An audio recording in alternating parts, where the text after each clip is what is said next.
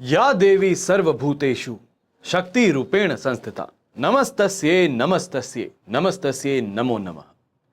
रोग, शोक, अज्ञान, पाप को, माया के विविध विलाप को, संसार के घोर ताप को, सब पीड़ाओं को हर लेती है मां। देश विदेश में बैठे सभी दर्शकों को मेरा प्यार भरा नमस्कार। मैं हूं मोहित कमल श्रीमाली और आप सभी का स्वागत करता हूं आपके चैनल में और आज आषाढ़ गुप्त नवरात्रि से जुड़े इस विशेष कार्यक्रम में। हमारी इच्छाएं हमें प्रेरित करती है प्रयास के लिए, मेहनत के लिए, अपने जीवन को सही दिशा में आगे बढ़ाने के लिए। आपको अगर कहा जाए कि हर वर्ष ऐसे शुभ दिन होते हैं जिनमें जो मांगो मिल जाए, तो क्या आप इनमें मानेंगे?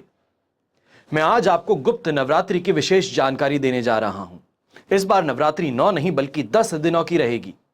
घट स्थापना का सही समय क्या होगा, कैसे आप अपने और अपने परिवार के लिए इस समय का सदुपयोग करके अपने जीवन में सफल बन सकते हैं, इन सभी की जानकारी आने वाले कुछ ही मिनटों में मैं आपको देने जा रहा हूं।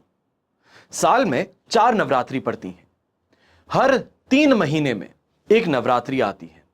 चैत्र माह में मनाए जाने वाली चैत्र नवरात्रि, अश्विन माह में मनाई जाने वाली शारदीय नवरात्रि, बाकी 2 नवरात्रि जो है वो गुप्त रूप से मनाई जाती हैं। गुप्त नवरात्र तंत्र सिद्धि के लिए बहुत ज्यादा महत्वपूर्ण मानी जाती हैं, या ये कहा जाए कि अपनी इच्छाओं की पूर्ति के लिए, अपनी मनोकामनाओं को पूरा करने के लिए गुप्त नवरात्रि सबसे ज्यादा अहम मानी जाती है। नवरात्रि पर्व देवी दुर्गा को समर्पित होता है और आषाढ़ माह में गुप्त नवरात्रि पर्व मनाया जाने वाला है और इस तंत्र सिद्धि और माता दुर्गा का आशीर्वाद पाने के लिए महत्वपूर्ण दिन है। और इस वर्ष आषाढ़ गुप्त नवरात्रि 6 जुलाई 2024 को शनिवार के दिन प्रारंभ हो रही है। अब गुप्त नवरात्रि में माता दुर्गा के सभी स्वरूपों की गुप्त रूप से पूजा की जाएगी। माना यह भी जाता है कि नवरात्रि के 9 दिनों में व्रत अगर रखा जाए, विधि विधान से माता दुर्गा की पूजा की जाए, तो माता की विशेष कृपा उस परिवार को प्राप्त हो सकती है। 6 जुलाई शनिवार से शुरू होंगी नवरात्रि, जो कि 15 जुलाई सोमवार तक रहेगी और इस बार नवरात्रि पूरे 10 दिनों की होंगी। चतुर्थी तिथि की वृद्धि होने के कारण इस बार नवरात्रि 10 दिन की पड़ रही है। अब माता दुर्गा की पूजा के कई नियम होते हैं और इन नियमों का पालन जरूरी है। कहा जाता है कि इस गुप्त नवरात्रि में माता दुर्गा की आराधना करने से 10 महाविद्याओं की सिद्धि प्राप्त हो सकती है। देवी काली, देवी ललिता, देवी मां भुवनेश्वरी, देवी तारा, भैरवी, ललिता, मां धूमावती, छिन्नमस्तिका, बगलामुखी, कमला और मातंगी, इन सभी शक्तियों की पूजा गुप्त नवरात्र में की जाती है और मुख्य रूप से तंत्र विद्या के लोगों के लिए सबसे ज्यादा अहम बन जाती हैं। अब ऐसे में शक्ति के 10 रूप जो माने गए हैं ये बहुत ही शक्तिशाली हैं। ऐसे में आपको हर रोज का मैं बता रहा हूं, यानी कि 6 तारीख से लेकर 15 तारीख तक आप किस माता की पूजा आराधना करेंगे और क्या तिथि होगी।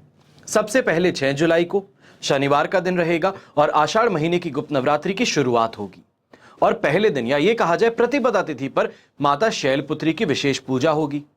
7 जुलाई यानी कि रविवार को ये द्वितीय तिथि कहलाएगी और 7 जुलाई को ही रविपुष्य नक्षत्र भी होगा, तो कोई अगर बहुत बड़ी खरीदारी करनी है तो उसके लिए भी शुभ दिन होगा। तो वहीं पे आज के दिन, या ये कहा जाए 7 जुलाई के दिन, माता ब्रह्मचारिणी की मांगलिक पूजा की जाएगी। फिर बात होती है 8 तारीख की, तो आषाढ़ माह गुप्त नवरात्रि का यह तृतीय तिथि होगा, तीसरा दिन होगा और इस दिन माता चंद्रघंटा की आराधना होगी। 9 तारीख को चतुर्थी तिथि होगी, कुष्मांडा की पूजा होगी और इसी के साथ में उत्सव की ये चतुर्थी तिथि कहलाएगी। और यहां पे इस बात का ध्यान रखिएगा, 10 जुलाई जो कि बुधवार है, तो यहां पर भी चतुर्थी तिथि ही रहेगी, जिसके कारण यहां पर नवरात्रि 10 दिनों की हो रही है। फिर बात आती है 11 तारीख की गुरुवार की, तो यहां पर पंचमी तिथि होगी, देवी स्कंदमाता की पूजा की जाएगी। 12 जुलाई को शुक्रवार के दिन षष्ठी तिथि होगी और इस दिन देवी कात्यायनी की पूजा आराधना की जाएगी। 13 तारीख यानी कि शनिवार को यहां पर सप्तमी तिथि होगी और इसी के साथ में माता कालरात्रि की पूजा की जाएगी। 14 तारीख रविवार के दिन अष्टमी तिथि होगी और देवी महागौरी की आराधना की जाएगी। तो वहीं 15 तारीख जो कि भडली नवमी भी है, सोमवार का दिन है और यहां पर नवमी तिथि होगी और इसी के साथ में माता सिद्धिदात्री की पूजा मुख्य रूप से इस दिन की जाएगी।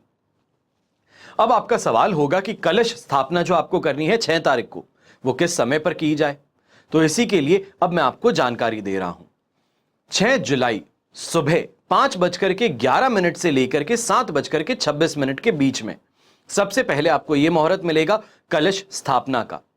इसके अलावा अभिजीत मुहूर्त पर भी आप कलश स्थापना कर सकते हैं, जो समय रहेगा 11 बजे से लेकर के 12 बजे तक। अब यहां पर पूजा जो है उसकी विधि क्या है? आषाढ़ माह की गुप्त नवरात्रि में देवी की पूजा के लिए सवेरे उठना सबसे ज्यादा महत्वपूर्ण है। यह कहा जाए कि सूर्योदय से पहले उठना यह जरूरी है। और इसी के साथ में सूर्योदय से पहले शुद्धिकरण के बाद में शुभ मुहूर्त में पवित्र स्थान पर देवी की मूर्ति या तो फिर चित्र को आप लाल रंग के कपड़े पर ढक करके एक चौकी पर रखेंगे। जो स्थान है उसको गंगा जल से शुद्ध करेंगे और उसे पवित्र बनाएंगे। फिर पूजा की शुरुआत में मिट्टी के पात्र में जौ के कुछ बीज जो होते हैं उनको आप बो देंगे और उसके ऊपर कलश स्थापित करेंगे। अखंड ज्योति अगर आप जलाते हैं तो अति शुभ है। कई लोगों को इस चीज के लिए कि भ्रांतियां भी है। ये कहा जाए कि अखंड ज्योति जो बार बार बुझ जाती है उसको लेकर के मन में एक वहम बन जाता है। तो ऐसे में कोई बात नहीं, अगर आप नहीं चाहते हैं अखंड ज्योति लगाना तो आप मत लगाइएगा।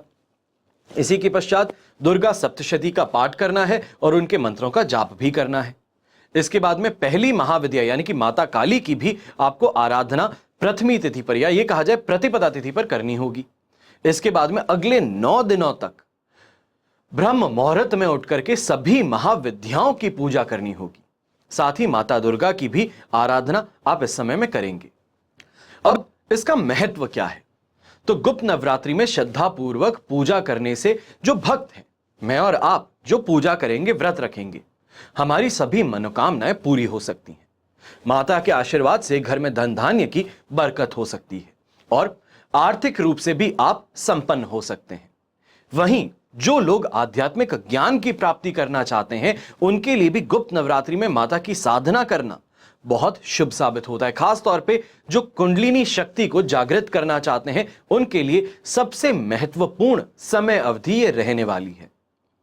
अगर आप आध्यात्मिक उत्थान के लिए गुप्त नवरात्रि में पूजा करते हैं तो परलौकिक अनुभव आपको प्राप्त हो सकते हैं। अब यहां पर गुप्त नवरात्र में अपनी कामना सिद्धि के लिए आप क्या करेंगे? तो तंत्र ग्रंथों में 10 महाविद्याओं का उल्लेख बताया जाता है। काली, तारा, षोडशी, भुवनेश्वरी, छिन्नमस्ता, त्रिपुर भैरवी, धुमावती, बंगला, कमला, मातंगी। इन महाविद्याओं को 2 किलों में बांटा गया है। एक है काली कुल और दूसरी है श्री कुल। अब इन 10 महाविद्याओं में से काली, तारा, भुवनेश्वरी, छिन्नमस्ता, इनके अलावा रक्त काली, महिषासुरमर्दिनी और त्रिपुरा, दुर्गा, प्रत्यांगिरा 5 विद्याएं भी हैं जो कि काली कुल में आती हैं। फिर त्रिपुर सुंदरी, त्रिपुर भैरवी, बगला, कमला, धुमावती, मातंगी श्री कुल में आती हैं। इसके अलावा बाला, स्वप्नावती, मधुमती, ये 3 विद्याएं हैं, ये श्री कुल में आती हैं। और इस प्रकार 18 सिद्ध विद्याएं हैं जिनमें से 10 महाविद्याएं हैं और बाकी 8 सिद्ध विद्याएं हैं। ये सिद्धियां हमें किन किन कष्टों से उबारती हैं उनकी जानकारी आप सुन लीजिए। शरीर के समस्त तत्व रोगों को दूर करके पूर्ण स्वस्थ काया की प्राप्ति के लिए, पारिवारिक कलह दूर करने के लिए, पति पत्नी के बीच में घनिष्ठता का लाकर वैवाहिक सुख प्राप्ति के लिए, आकस्मिक धन प्राप्ति के लिए, शत्रुओं के समापन करने के लिए, मुकदमों में सफलता प्राप्त करने के लिए, सिद्ध योगी बनने के लिए, अभाव दूर कर ऐश्वर्यमय जीवन यापन के लिए, इच्छा अनुसार अनुकूल कार्य करवाने के लिए, आसुरी शक्तियों को वश में करने के लिए, किसी को देखते ही उसका भूत भविष्य आपको जानकारी पानी हो। इसके अलावा जीवन की अन्य बहुत सी समस्याओं का समाधान यह हो सकता है। अब गुप्त नवरात्रि में माता शक्ति को प्रसन्न करने का प्रमुख मंत्र जो है वो मैं आपको बताने जा रहा हूं। अगर आप और कुछ भी नहीं कर सकते, मान लीजिए कि आप हर रोज पूजा नहीं कर सकते, आपने घर में चौकी नहीं लगाई है, या कोई भी तरीके से आप बाद में जाकर के इस एपिसोड को देख रहे हैं, पर इस बात का अवश्य ध्यान दीजिएगा कि एक मंत्र बता रहा हूं। इस मंत्र का अगर सही से उच्चारण किया जाए, मैं कहता हूं कि प्रतिपदा तिथि से लेकर नवमी तिथि के बीच में अगर आप 11 माला हर रोज बैठ करके एक ही समय में इसका जाप करें तो आपके लिए बहुत बहुत ज्यादा शुभता ये मंत्र लेकर के आ सकता है। धूप दीप प्रसाद माता को सबसे पहले अर्पित करना है, पेठे का भोग लगाना है और दुर्गा सप्तशती का पाठ करना है। इसके पश्चात रुद्राक्ष की माला आपको लेनी है और रुद्राक्ष की माला से 11 माला का आपको मंत्र जाप करना है। मंत्र है ओम ह्रीम सर्वेश्वर्याय कारिणी देवीये नमो नमः। इतना सा मंत्र है, अगर इसका आप जाप कर लेते हैं 11 माला हर रोज, मान लीजिए कि आप सुबह 6 बजे सब कुछ करके, यानी कि नहा करके शुद्ध होकर के अपनी पूजा की जगह पर आकर के जो आपका आसन है वहां पे आकर के इस मंत्र का 11 माला आप जाप करते हैं। हार्डली मैं कहूंगा कि आपको आधा घंटा लगेगा, आधा घंटा भी अगर बहुत आराम से किया जाए तो, पर इतनी समय अवधि के अंदर आप 11 माला जाप कर पाएंगे इस मंत्र की। और ये मंत्र के जाप से आप देखेंगे कि आपके घर में क्या चमत्कार होता है।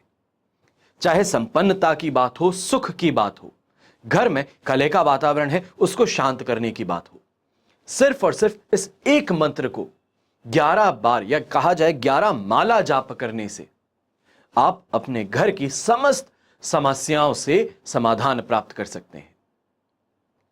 यह एपिसोड आपको आज देने का उद्देश्य यह है कि काफी लोग हैं, अभी हम दिल्ली में भी थे, मुंबई भी थे, लखनऊ और इंदौर भी जाकर के आए थे, लोगों को यह नहीं मालूम कि गुप्त नवरात्रि करके भी कोई होती है चीज। खास तौर पे वर्ष में 4 नवरात्रि आती है, यह लोगों के लिए चौंका देने वाली बात थी। और हम हर वर्ष आपको यह बताते हैं कि इस वर्ष आपको कौन से शुभ संयोगों का साथ मिल रहा है, आपके लिए इस समय कैसे बहुत शुभ साबित हो सकता है, कैसे आप अपनी मनोकामनाओं को पूरा कर सकते हैं। चाहे आर्थिक दृष्टिकोण से देखा जाए, सबसे पहले आज के समय में सबसे ज्यादा लोग एक ही चीज से परेशान है कि मेहनत करता हूं पर मुझे मेरा पैसा नहीं मिलता। मैं किसी को पैसे देता हूं तो सामने से वापस पैसा लेने में कतराता हूं, और अगर चले जाऊं तो 2 बातें सुन करके आता हूं पर मुझे मेरा खुद का पैसा नहीं मिल पाता। शत्रु बहुत हो चुके हैं, लोग बुरी नजर से हमें और हमारे परिवार को देखते हैं, या ये कहा जाए जैसे ही मेरा कोई काम बड़ा होने वाला होता है उससे पहले ही मेरा काम वो रुक जाता है। कोई ना कोई ऐसी चीज हो जाती है घर में जिसके कारण वो काम पूरा हो नहीं पाता। अनेकों चीजें होती है, पर आपके पास में वर्ष में 4 बार नवरात्रि आती है जहां पर आप इन समस्याओं का समाधान प्राप्त कर सकते हैं।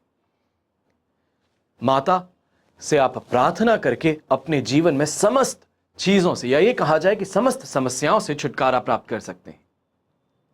और इसी के कारण आज के दिन मैंने आपको ये एपिसोड दिया है ताकि आप सही से ये पहचान सकें कि कलश स्थापना आपको कब करनी चाहिए, क्या करना चाहिए और क्या मंत्र है जिसके उच्चारण से आप अपने परिवार को समस्त समस्याओं से बचा सकते हैं।